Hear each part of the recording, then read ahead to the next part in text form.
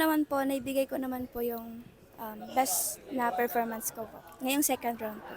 Sana maging successful po ito. Masaya po ako kasi pakiramdam ko, fulfilled naman po. Nagawa ko naman po yung part ko and ako po nakapag-internalize. Then, and sana po nag-enjoy po kayo sa performance ko.